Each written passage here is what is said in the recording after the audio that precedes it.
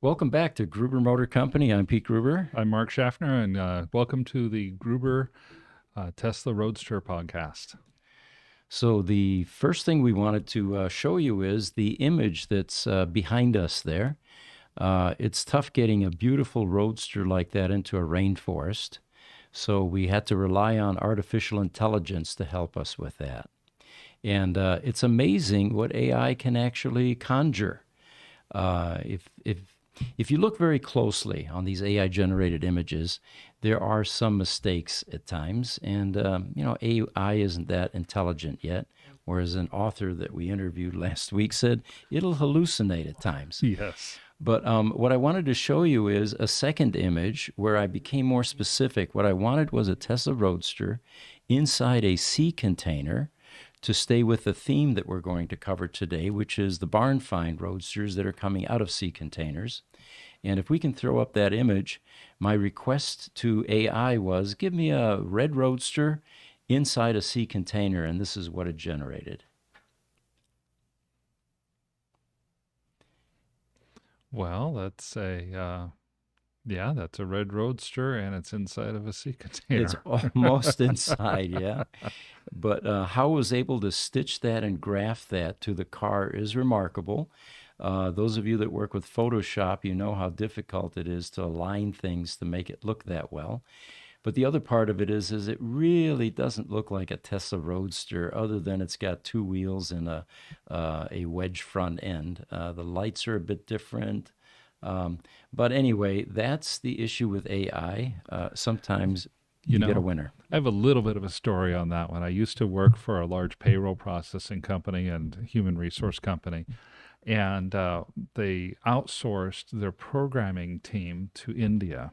Mm-hmm. And so we would give the Indian people instructions on the types of programs that needed to be done and changed. I led a team of business analysts. And the way that they would interpret our instructions was sometimes befuddling, sometimes was just flat out humorous, because we would say things, like put a roadster in a sea container, and they would come up with the programming equivalent of what AI did there. Okay, yeah, right. And we would scratch our heads and think, how exactly did you do that? And they simply were taking very literally the types of things that we said. We just weren't being clear enough in our communications. Yeah. Over time, they grew and they became a wonderful resource for us. But that picture reminds me of the challenges working cross-culturally and the language barrier that you have when you're dealing with something that just doesn't totally get what you're trying to do. I think that's a very appropriate term with humans using AI, the cross-cultural differences. Yeah. Yeah. So it looks like we've got a YouTube comment from XP Reflex 626, and he says, first. You are the first comment for today. Welcome to the show. Thanks for watching us. So I've got a Roadster item for you, and this one had to do with a customer that posted on a Facebook site. And that's not uncommon. When a customer isn't getting the results from a vendor, they oftentimes will vent, and forums, online forums are a great place to do that. It helps you get it off your chest and all that. Well, this particular scenario was a Tesla Roadster that was bricked in 2015 actually. And it was actually purchased off of our Roadster matchmaking site, because we sell both functioning Roadsters and brick Roadsters. Well, it took a few years to get this car to a Tesla service center for the battery replacement, probably because they weren't making them until 2019 or 2020 again. Right.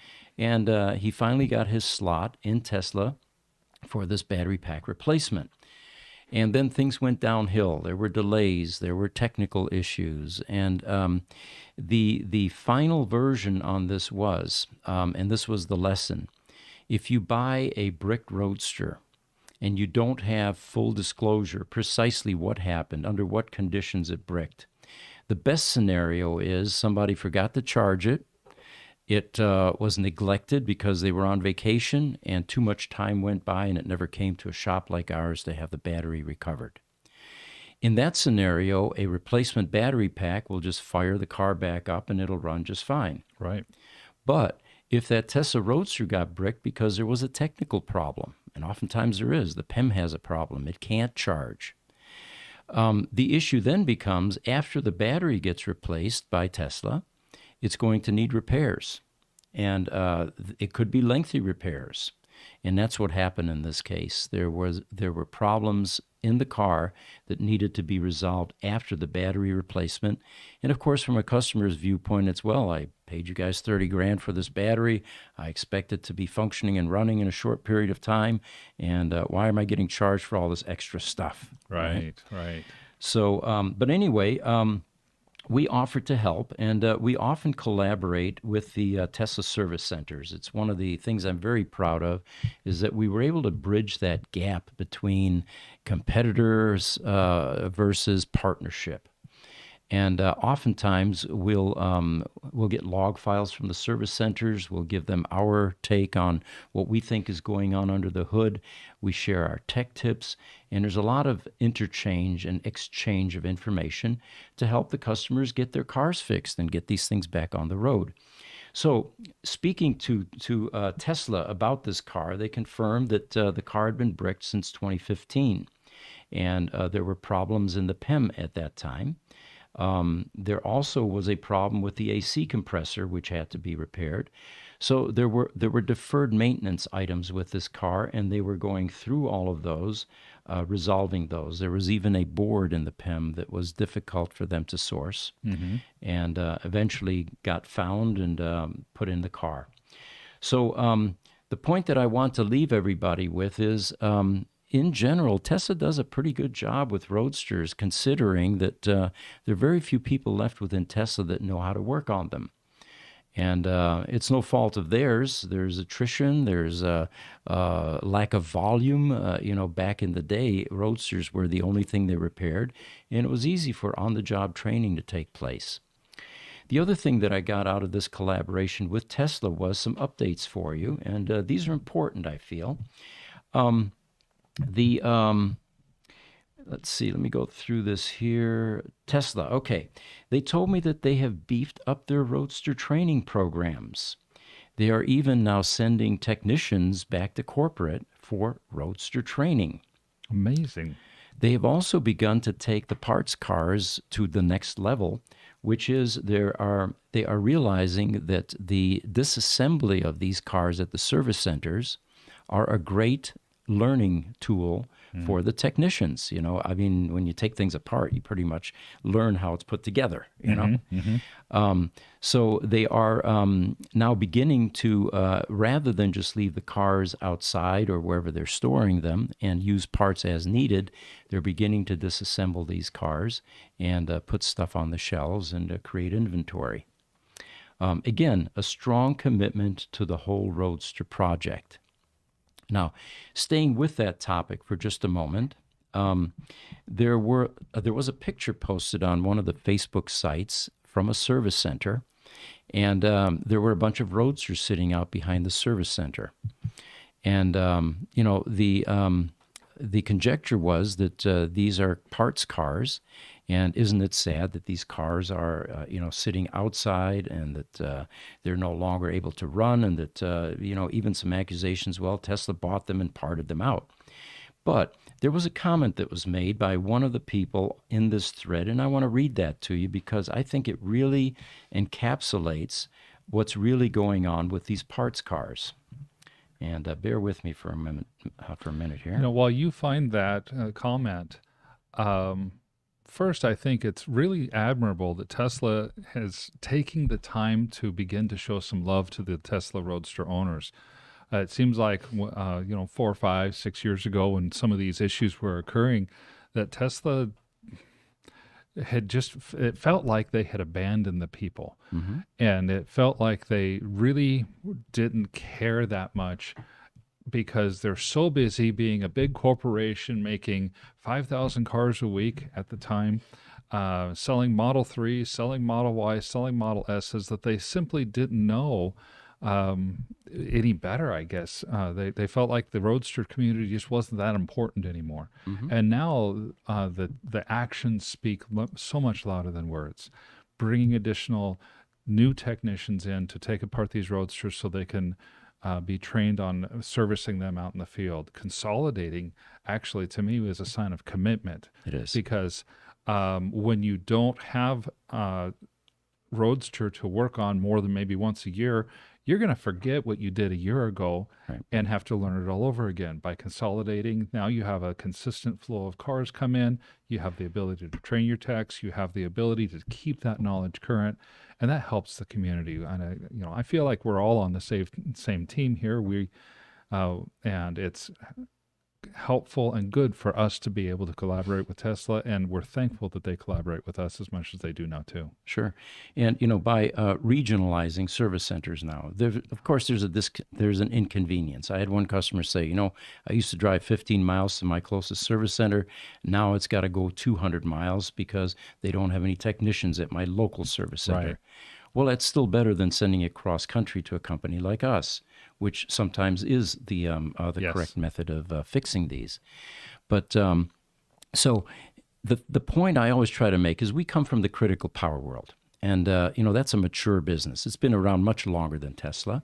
They also make equipment just like these EVs, except they're not bright blue, 4 wheels. They're inverters with battery systems in computer rooms and data centers. That's right. And in that world, when the technology gets too old and the equipment gets too old and they have newer models, after 7 years or so, they simply tell the customers, in a year, your service is going to end.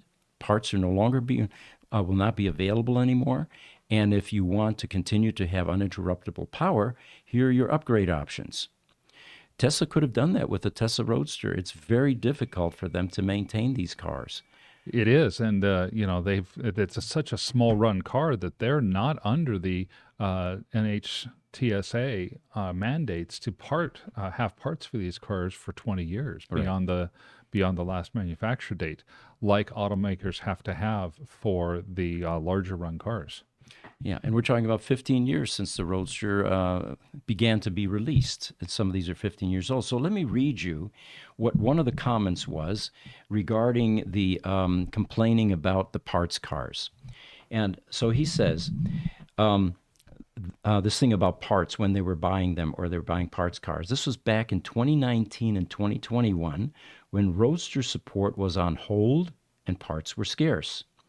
They took trade-ins at market value, which is why a lot of owners agreed. They were basically saying, if you want a Model 3, we'll take your Roadster in for trade. Mm-hmm. These cars are still being used today as donors to supply parts to our existing Roadsters, so that's the silver lining. And I think his comment encapsulates it perfectly. Right. A couple of years ago or so, there were parts Roadsters that were sitting outside service centers. And granted, if you have a leather seat and the top's off the car and it gets rained on or snowed on, that leather's going to be ruined. But they didn't buy these cars for the seats, Right. for the leather seats. They bought them for a whole bunch of other parts that were vital, that were out of production. And seats, you can always get them reupholstered, and if it was a used Roadster, the seats probably weren't in great condition to start with, right? Well, exactly.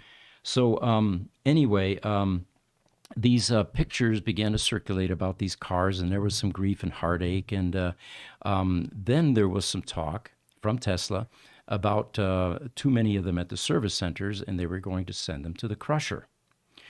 I got involved at that point, and I got to the right people within Tesla and said, look, guys, 2 things.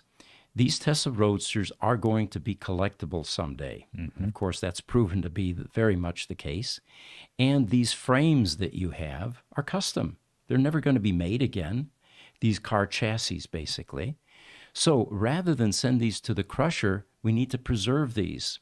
If you don't have a place to do that, I offered our compound here. Right. We've got 85 open rack spaces outside, and they can certainly sit outside. They're frames, this is metal, aluminum, and steel. And anyway, we got them to reconsider, and they are now storing the ones that aren't at service centers in, I think it was Sunnyvale is where Okay. they shipped some of them to. Okay. So again, we averted that disaster. Now, one of the pictures, and if we can throw this up here, guys, it's called VIN 501.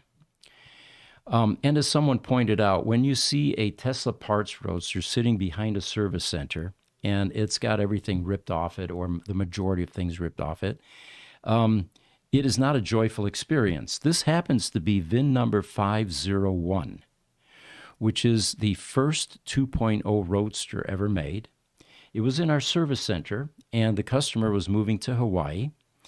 He ended up needing to sell the car. We didn't have our Roadster matchmaking site up and running Okay. yet. Couldn't Okay. find a buyer quickly enough, and he was considering selling it to Tesla. At that time, I think they had already provided full disclosure as to what they were going to do with the cars. For a while, we couldn't tell people because we're under NDA. Right. And eventually that got, we were able to tell people. Well, he ended up selling it to Tesla anyway. And I always wondered what happened to VIN 501. It was a collectible car, in my opinion, because, the 1.5 series ended. It was the first 2.0. Correct. And but anyway, it's sitting right now in Long Beach. It is still being used as a parts car. And again, it's not a happy experience if you really appreciate Roadsters to see them sitting out in the weather like this. The other thing I want to say about those pictures that were posted on Facebook, there were about 7 Roadster pictures that were posted. Not all of them were parts cars. One of them, I recognized the VIN, and I said, this is one of our customers' cars. It was there for a battery replacement for one of those anemic battery conditions. Okay. So I contacted the customer right away, and I said, did you change your mind and sell it to them for parts? He says, no, not at all. It's just sitting there waiting for the battery pack at this point. So again, the lesson there is if you see a Roadster outside a service center and it's intact, it doesn't mean it's a parts car necessarily. It might mean that it's just being stored outside because they don't have room inside for the car. Sure. But you would hope as a Roadster owner that they would try to get those inside rather than outside when possible. Yes, as we've pointed out dozens of times, Roadsters are not weatherproof. Don't leave them out in the rain. Yes. When you do, it may work for a while, but the water gets into the charge port door and it begins to corrode and eat up that circuit board that's behind it. You can get it waterproofed, and that's one of the things we have on our website, by the way. Anybody that comes from a rainy climate, we recommend waterproofing that charge port door if they leave it outside. Looks like we got a bunch of questions, Mark. Yes, we do. Pablo Damon on YouTube, we start with, and he says, you should be proud. Thank you. Yeah, thank you. Well, it's fun supporting the Tesla Roadster. There are very few of them. As I tell people that I take on tours all the time, every one of these cars seems to have a story. It's not your average Chevy and Ford where, it's just a single owner car. Oftentimes these cars have interesting background stories, history. They're fun. And when you first were getting into Gruber Motors, I'm the chief financial officer of the Gruber companies overall. And I think one of our conversations was, this is a market of 2,500 cars, and we know there's never going to be any more made.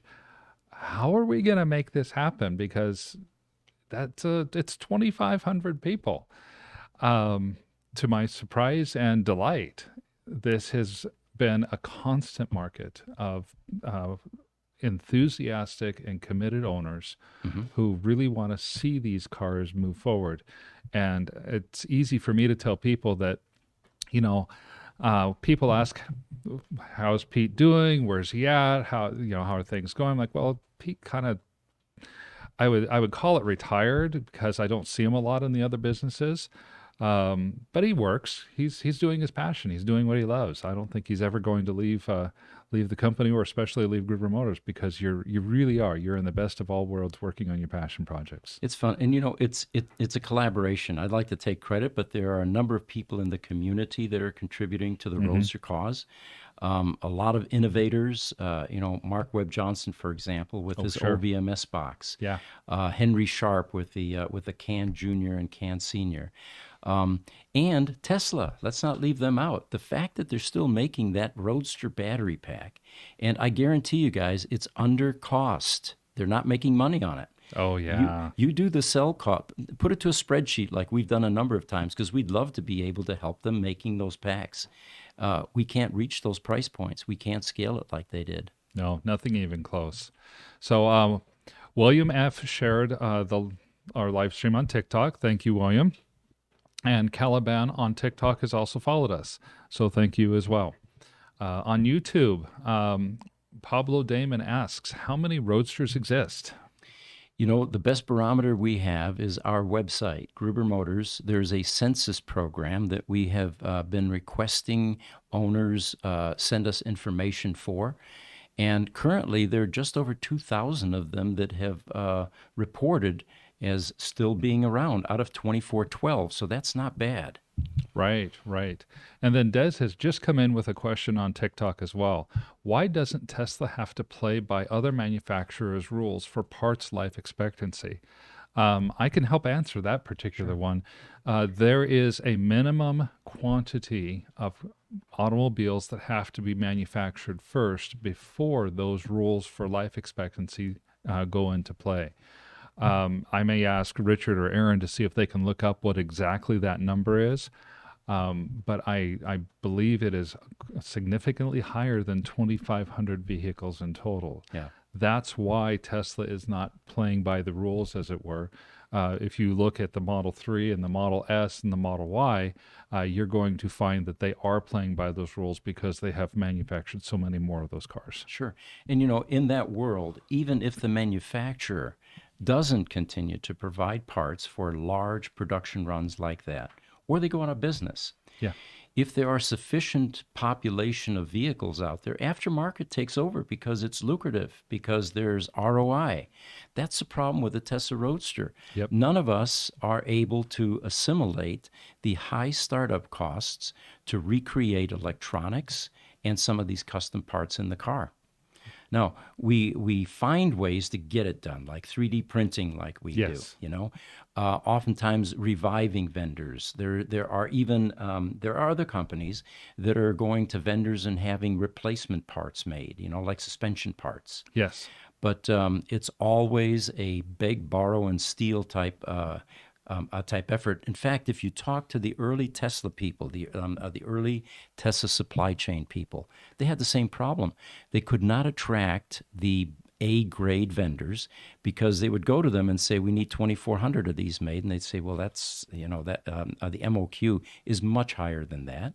Or they give them a price, when you amortize that cost across 2,400, it's unrealistic. It just can't be put into that bill of materials. Well, they might get an MOQ of 10,000 per year for 5 years or Yeah. something like that. And yeah. So the real Papa Stew on TikTok has said, "You guys are amazing. Thank you very much." Yeah, thank you. YouTube, Pablo. Oh, we already did that.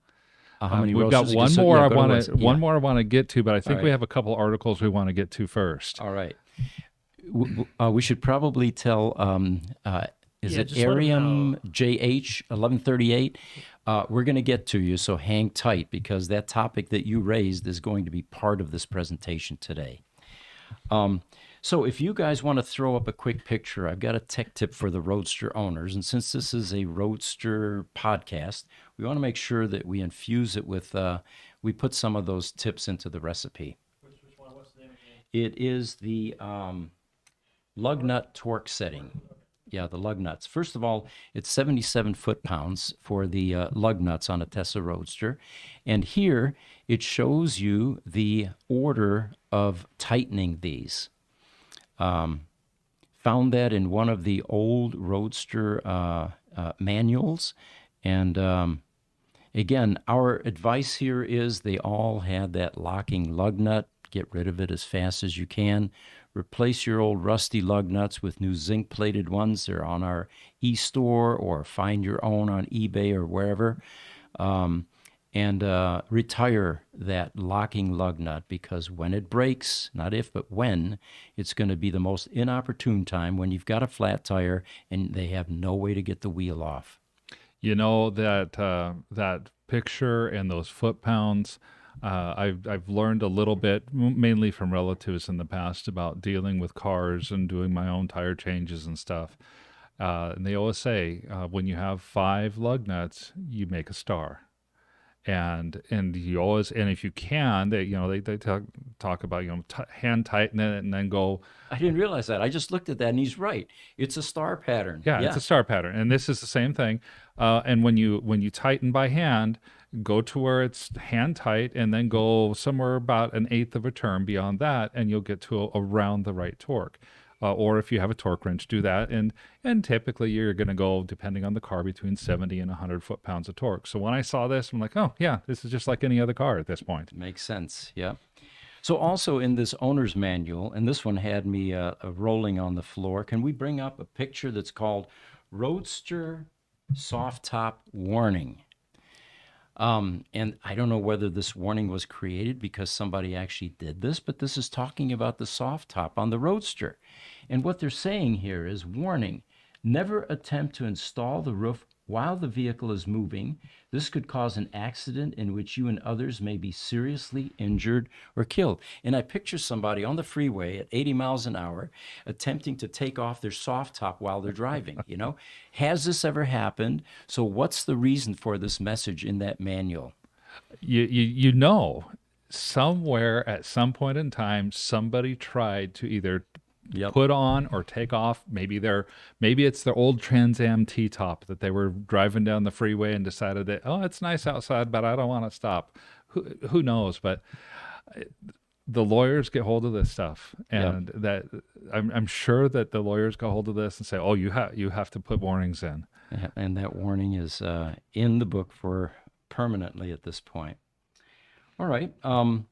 So let's get back to Arium JH 1138. He says 3 Roadsters were found in China with 0 miles. I hope they reach out to you. Well, Arium, they did reach out to us, and we're the ones that actually began to broadcast that these Roadsters are available because the current owner, came to us and asked us to sell them for him on our Roadster matchmaking site. And what I'm going to report to you today is that the results of this sale were unprecedented in terms of the type of visibility that we generated for these cars. Yeah. Oh, yeah. I think we first posted this early this week. And so far, let me read you some of these things. We sent out 2,600 press releases in addition to advertising this on some of our social media sites and our pre-qualified Roadster buyers, which generally gives us pretty good play for anything that gets sold. So we went to 2,600 press releases as well, thinking that this may be of interest to the magazines that like to scoop things like this. And the angle was barn finds. Those of you that are car guys, car people, barn finds are always exciting. Somebody opens a old shed or a building, and they realize there's a 1982 Lamborghini Countach underneath a tarp that's been sitting there. It might have rodents in it. It might have some rust. It might have, of course, it's going to need a paint job. Oh, yeah. But the fact that this was found is just always remarkable to car people. It occurred to us that these 3 Roadsters that are buried in these 3 sea containers in China at a dock somewhere is really the first EV barn find. Yes. So that was the angle, and our suspicion played out. So far, the magazines that have picked up the article are Insider Business, Haggerty. Electric Viking is going to do a podcast with us tomorrow, or an interview, and Kim Java is going to do one with me Friday morning. Okay. And then you guys counted a bunch more magazines. What are they? Well, I've counted 9 so far. We've got Perth.com News in Australia, Carscoops.com, Motor One in the UK, Inside EVs, of course, Auto Evolution, Car Experts in Australia.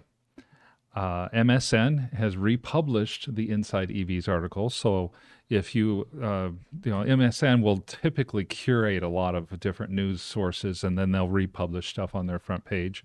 I've seen it on my MSN feed. Auto Spies Auto News, which is a European one. And then Fuel Car Magazine, which is a Spanish publication. They've actually have a Spanish published article so far. Amazing. And the one that I'm also proud of is you all know Supercar Blondie, I hope. She is all over my Facebook feed these days. Every single day, she's in some exotic car. I don't know how many of her there are. They must have cloned her because she's in Dubai one minute, then she's in Germany another, and then she's in Poland another, and UK. But every day I get a different video from her. She picked up this article as well. So thank you, Supercar Blondie. And by the way, one of these days you're going to need to come out here. Kim Java had also told us that she was going to do that at some point, come out to visit, as is Sandy Monroe. We have a unique operation here. We're a large EV shop, probably one of the first large commercial ones available, and it's quite a sight to see. So some more people that have commented on this. Elon Musk commented on Twitter, and suddenly we realized that by the following day there were, how many views was it, Jesse?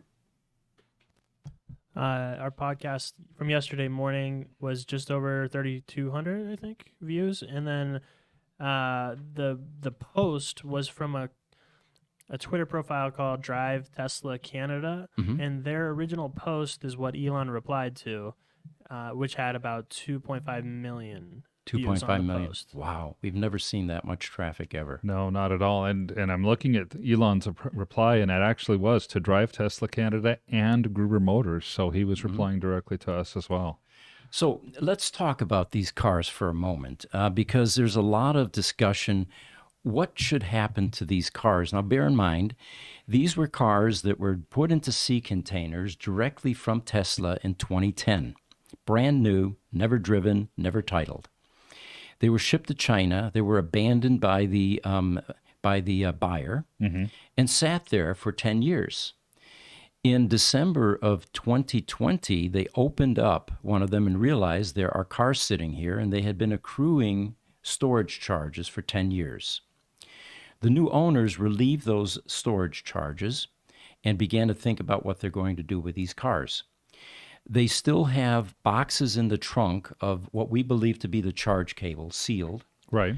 So this is going to be the first indication, at least in recent history, of a brand new legacy Tesla Roadster in a time capsule, basically how they did it, 13 years ago. Well, and time capsule, that's such an apt and perfect word for it, because a lot of the articles that we've seen have taken on the terminology that we were using yesterday, that this is better than a barn find. In a barn find, like you said, you've got rodents, you've got dust, you've got, grandma has driven and drove the car for 3,000 miles and then put it away. Yeah, farm animals. Farm animals, whatever. These were in sealed containers, so there's no dust. There's no, there's been no UV radiation. There's been probably no degradation of the paint whatsoever because it's been preserved.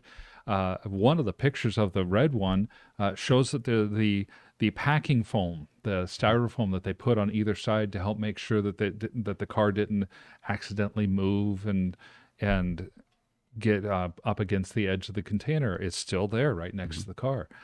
But at the same time, we know from experience working on these Roadsters. Well, what about the PEM? What about the capacitors? Capacitors are usually good for only about 8 years or so. There is deferred maintenance in these cars. What is intriguing to us is, and if they don't get sold in China, they're coming to Phoenix, Arizona, and we're going to do a technical review on these cars. What we're looking forward to is researching whether the service plug was pulled on these cars. It would seem to me that would be something that Tesla would have done, recognizing that it's going to spend some time in transport without a charge, between shipping, customs, movement, all of that. And if they pull the service plug, is it possible that a Tesla Roadster could survive 13 years in a coma? We've never seen that. We've seen a year and 2 or 3 months or so and found that the battery was just fine as long as that service plug is pulled and nothing's draining the battery.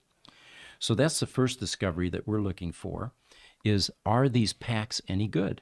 Will they be recoverable?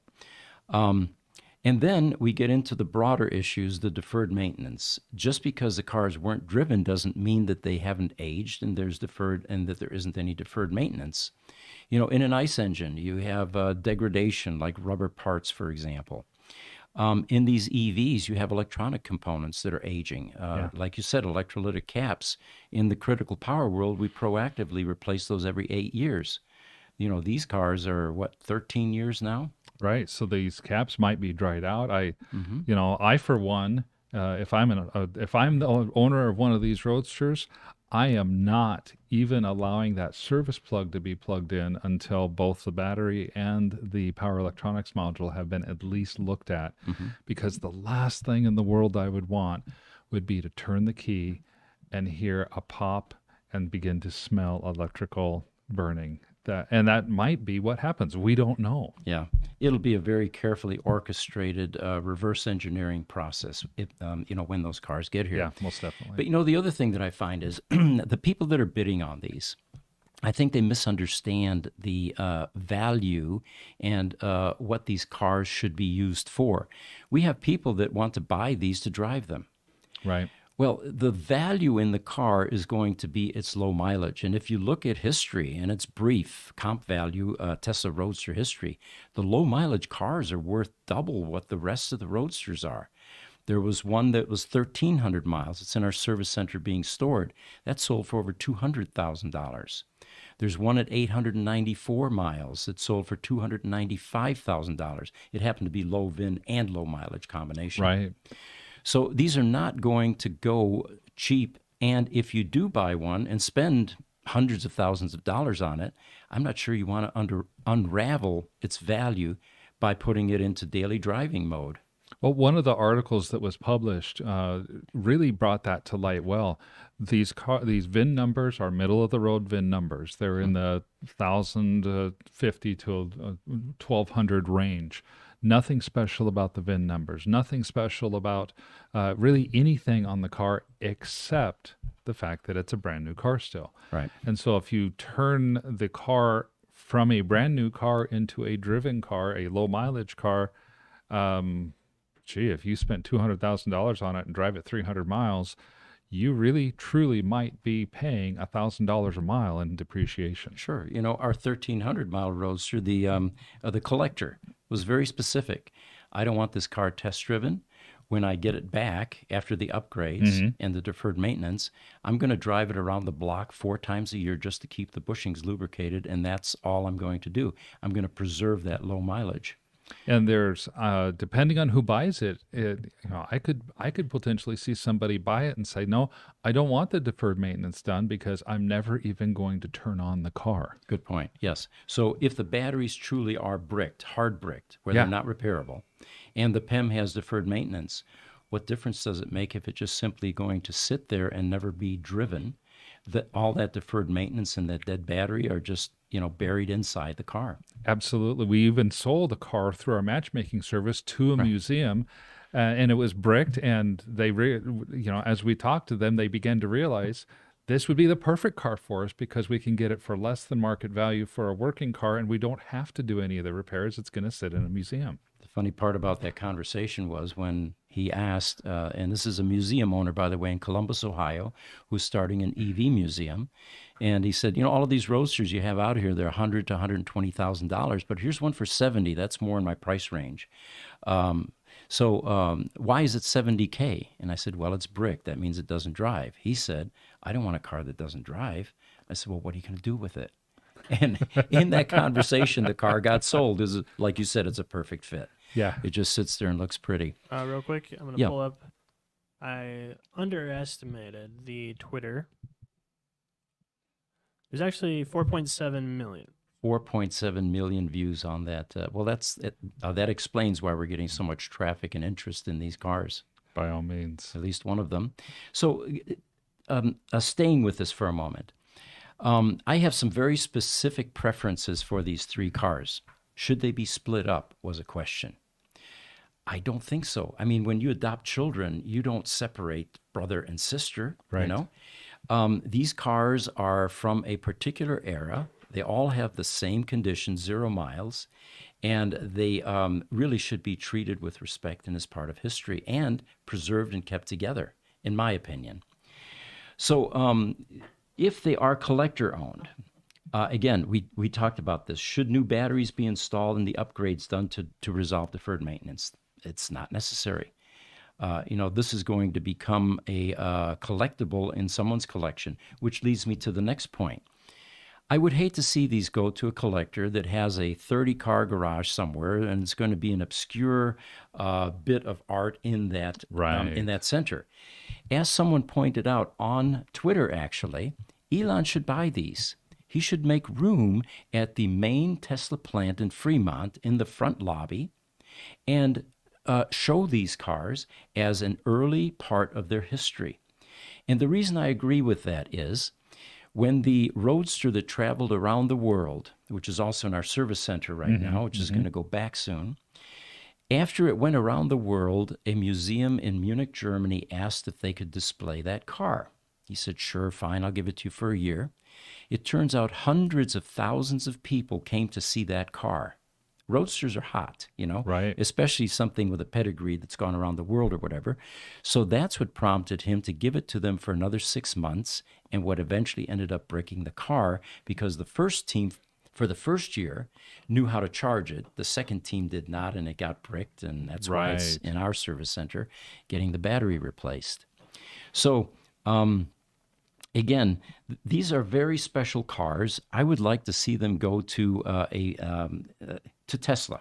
Sure. That would be my first choice. Sure. And if they're going to break them up, okay. But let's make these cars available to the public. Museums. The Peterson would be an ideal place to park one of these cars. I don't know if they have a budget for 3 of these, and we don't yet know what they'll sell for, because this is the other question I'm asked all the time. What do you think they're worth?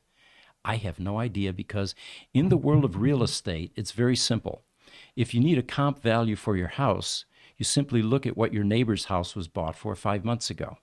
Right. And that gives you your comp value. If you don't have any sales with pedigrees like this, it's very difficult to establish a value. And sometimes what happens is you get 2 rich people that are at auction that are bidding against each other, and the price goes into places you had never anticipated. So it's very difficult to put a price on these. They're probably, I think priceless is the right word, right? I think it is as well. The only way I could ever see a potential comp value is if these 3 are broken up. If one person decides, oh, I have to have, the red one, or I have to have the orange Sport, and they pay an amount that satisfies the seller, and then he sells just that one. Okay, now they've established the market for the other 2 by what they sold the first one for. Or another way these things could lose value, they find a few more shipping containers full of cars. You never know. What are the odds of that? We actually asked that. Are we done after the sale? Will anything like this ever happen again? And it's remotely possible, but I think highly improbable. Well, and that's where our Census program comes to our aid here.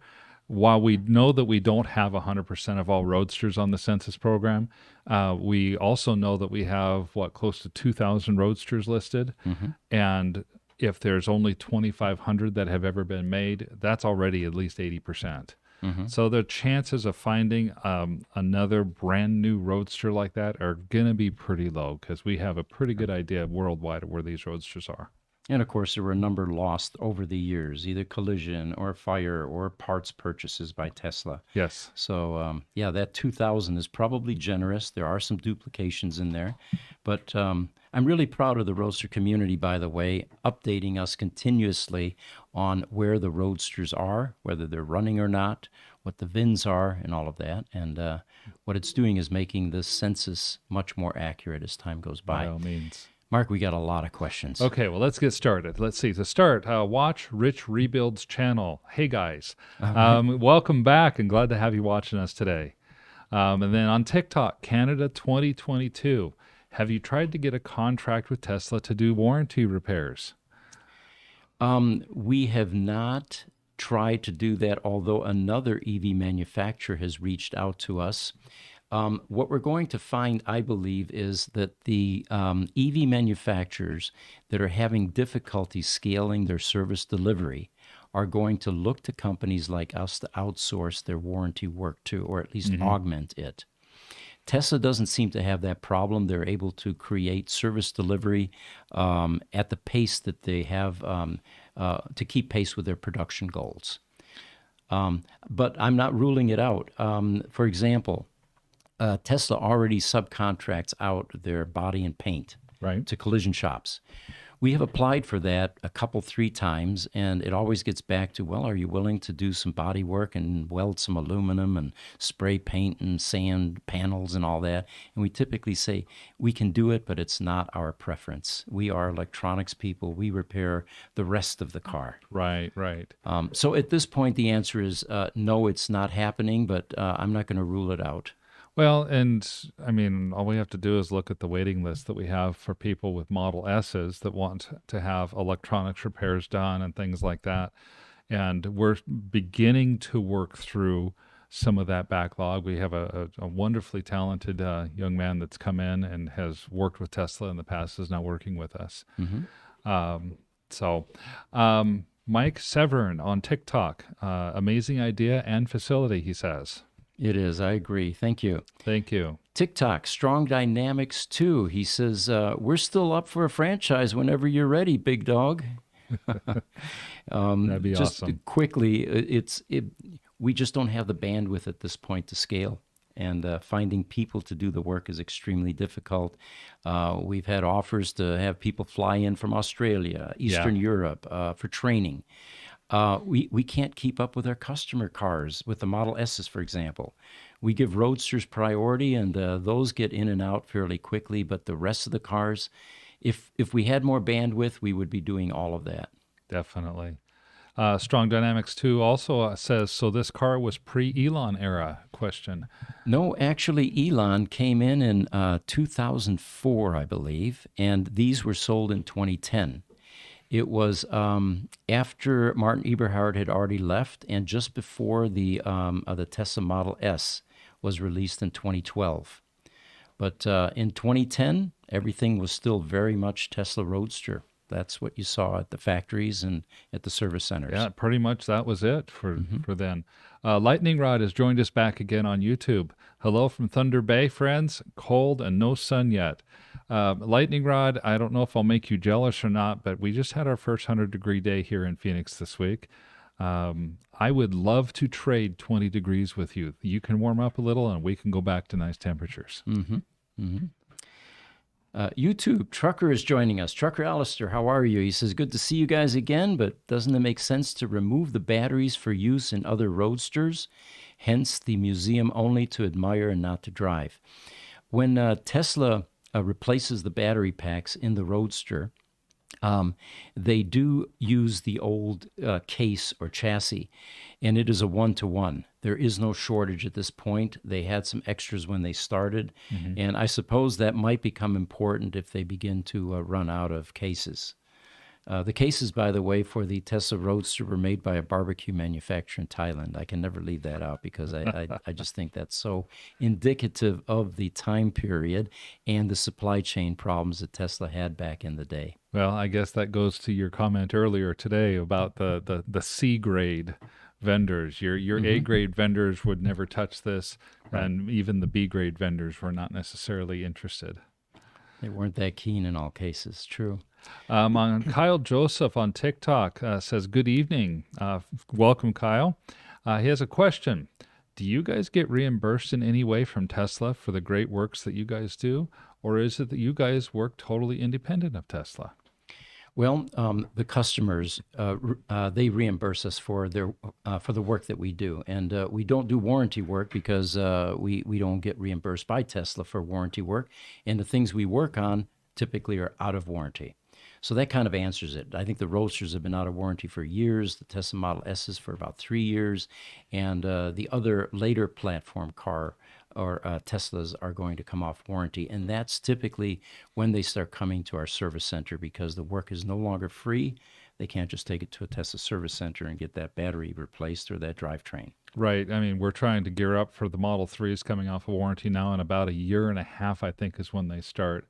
And, I mean, that is when the floodgates will open. Yeah. All right, guys. But the final part... Sorry, real quick. We're at 55 minutes, just letting you know. Okay.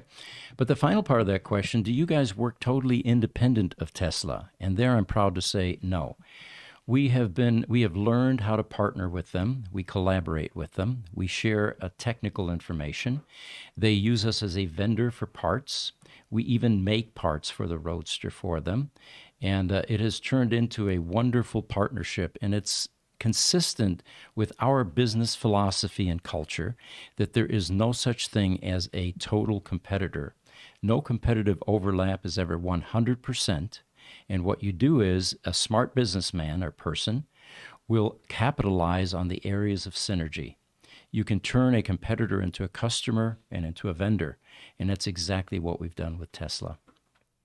Yeah, they've been great partners to work with over these times. Pablo Damon, when talking about the lugs on YouTube, says 5 lugs, every other one. That's exactly right, Pablo. Mm-hmm. And then Ron DiGiacomo on YouTube says, great information. I have number 18, a British Racing Green Roadster.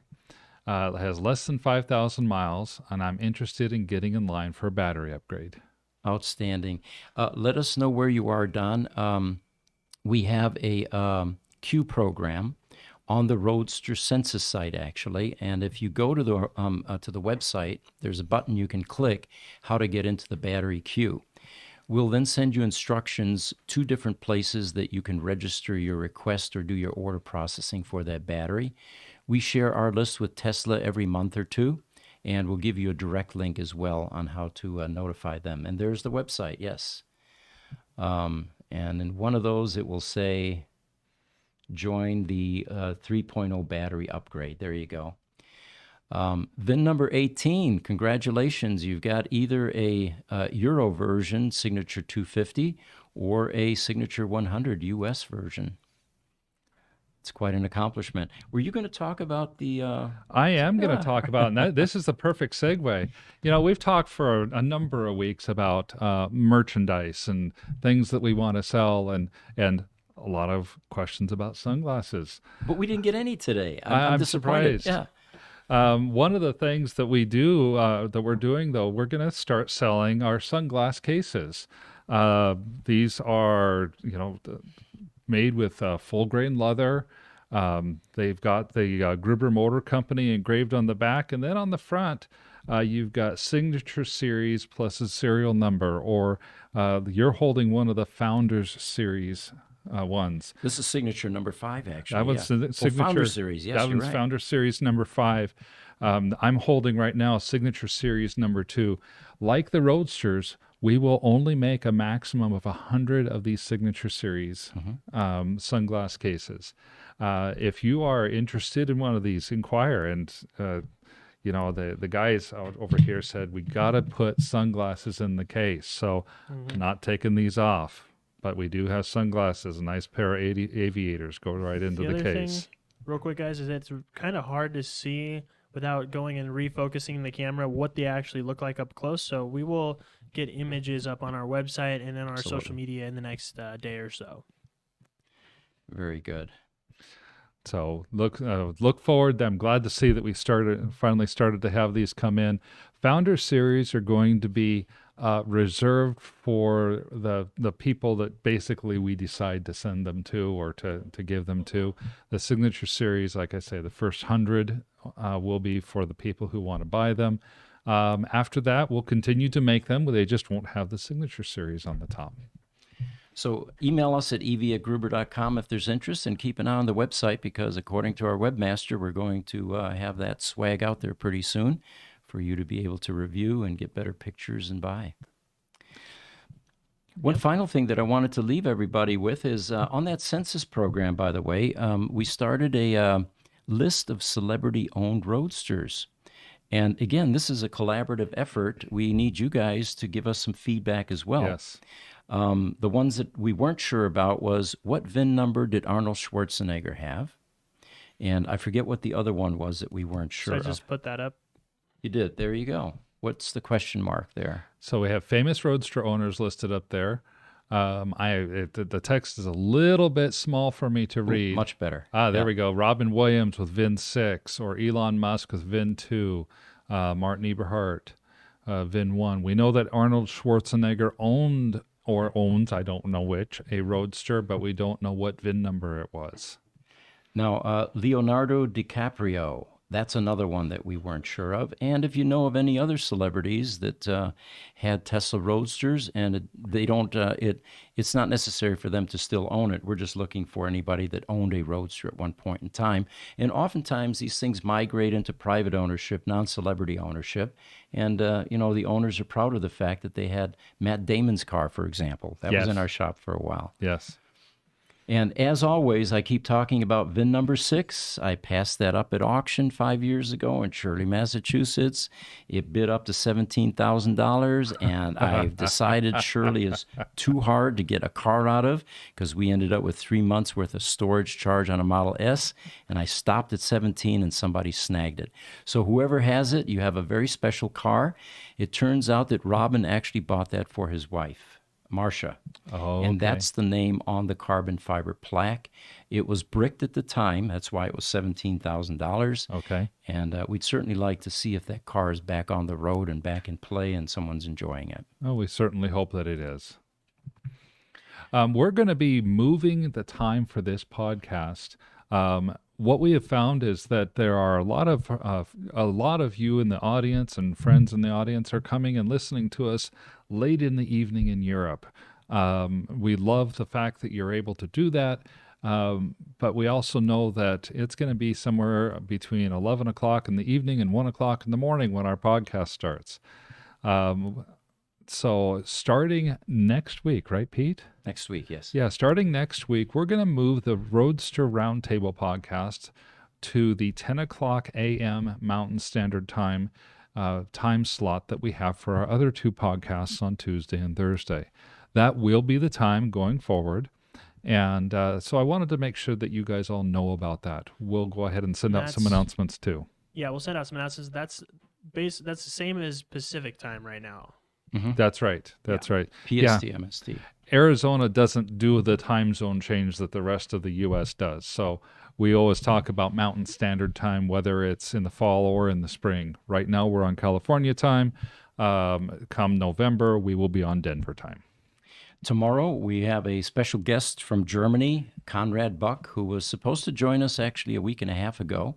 And because of time zone differences, which prompted us to change these times, he's going to be joining us for what's normally the broader EV podcast, which isn't too inappropriate because Conrad actually does work on things more than Roadster. He works on other EVs, especially Teslas. So we're going to get a chance to meet him, and you'll be able to ask questions. What kind of reach does he have in Europe? How long has he been doing this? What are his skills? And they're always informative. So join us tomorrow at 10 o'clock, 10 a.m. Mountain Standard Time, and Conrad will be our guest tomorrow. And I look forward to, I think we might be getting a virtual tour of his facility as well. That's right. I'm glad you mentioned that. Yeah, he's going to be on a Zoom call, and I believe he's going to take us around and show us his shop. I certainly hope so. I think that's going to be great. So thank you guys so much for coming this afternoon. And we look forward to talking to you tomorrow and next week. Thank you.